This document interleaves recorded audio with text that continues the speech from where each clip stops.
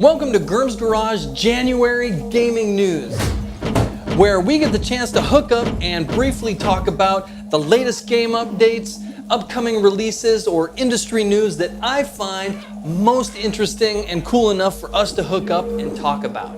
And today, I have 3 games that I want to cover with you all, so thank you very much for tuning in, and let's get right into the first one, which is an upcoming game release that I am super stoked about: Sea of Thieves. Now, Sea of Thieves is an online open world multiplayer where you get to hook up with a crew of pirates and take to the open seas. Let's check it out. Sea of Thieves is being developed by Rare, a game developer from Britain who was acquired by Microsoft back in 2002. And from what I've seen of the game so far, there's a lot of really interesting aspects to it that I can't wait to experience. It's getting marketed as a pirate-themed co-op, action-adventure FPS multiplayer where you travel and explore its world in your own pirate ship. Now, I've watched a bunch of alpha and beta gameplay videos, and so far the world looks really beautiful.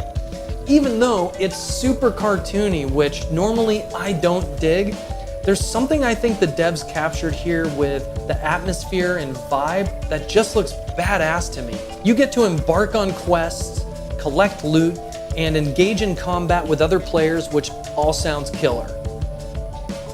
Another big aspect of the game that really interests me here is that it just looks goofy and fun with my friends.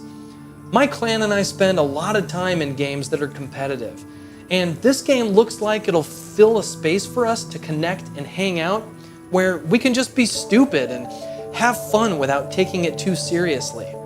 I mean, you get to shoot yourself out of your own ship's cannons, play music together on the high seas, and hunt for treasure using treasure maps. It just sounds fun as hell and a cool space for us to chill in and connect while playing a game without having to always listen to every enemy sound or strategize heavily on our next moves.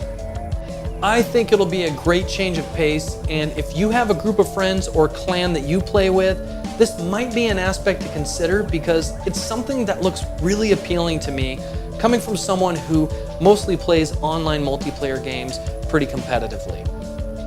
I'll also be reviewing the game after its release, so we'll get the chance to cover and score all the details once it's finally out. Sea of Thieves is a cross-platform title, so I do have some concerns about how it's going to run on PC and if it'll be customizable in the options and for mouse and keyboard.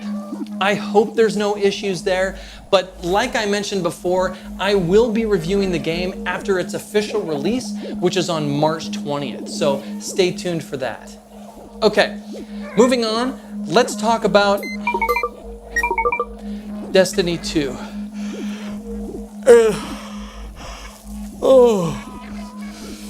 Destiny 2. Destiny 2.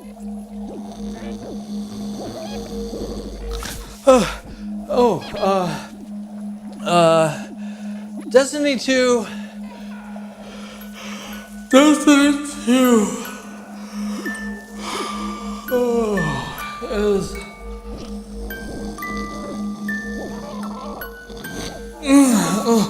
Oh God. No.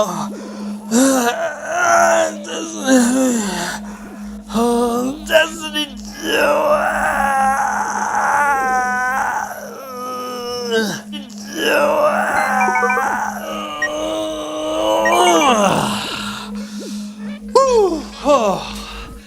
Okay, let's move on and talk about Siege. Now, Siege is coming up on its 3-year Season 1 release that Ubisoft is calling Operation Chimera. And like a lot of players out there, I suspect, I am most excited about the cooperative event they're releasing with it entitled Outbreak. So let's dig in and check out what this might be. Confirmed so far is that Outbreak will be a 4-week event that's available to all players who own the game prior to the event's release. You'll be able to group up in teams of 3 with 2 other players, with the goal being to take on a quote-unquote mysterious threat in a town that's been quarantined. Ubisoft is describing it as this: an infestation of unknown origin that's attacking the small town of Truth or Consequences, New Mexico. The danger is so high that the authorities quarantined the entire town, trapping civilians and soldiers inside. Very little information is filtering out, but the only certainty is that the situation is dire. It also looks like we'll be getting a couple new operators who are experts in biohazard and quarantine situations, and some new gear that'll fit the bill. There is still many unconfirmed aspects to the event. However, there's also been a community Easter egg hunt going on where Ubisoft has dropped some hints in a recent test server release, which has revealed photos and info pertaining to the event and what it might actually be. It's currently speculated to be zombies or some sort of infected, and judging by the photos, that looks right on, and to be completely honest, it sounds totally killer to me. I am so ready for some new, fresh, ripe, nasty-ass zombie slaying. It has been far too long, and to add this element into Siege, which is one of my favorite FPS multiplayer games, sounds awesome. Just looking at the Easter egg photos that the community has worked to uncover has got me super pumped. So if you're considering picking the game up or are thinking about jumping back in this world, make sure to lock it down before this temporary event releases, because it's looking to be pretty damn cool. Although we don't have an official release date for Outbreak, we should expect a full reveal at the upcoming 2018 Six Invitational that takes place on February 18th. So tune into that, or for sure, I'll be staying up to date on the news and keeping you informed, especially if it turns out to be as awesome as I'm hoping it is.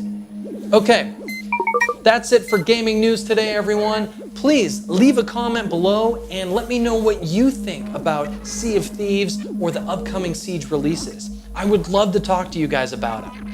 Quick update, I'm also currently playing through Subnautica and should have my game review ready to release in a couple weeks.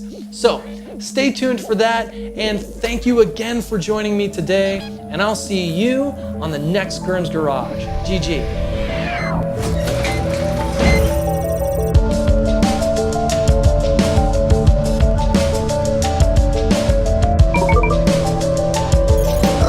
Subscribe, hit the bell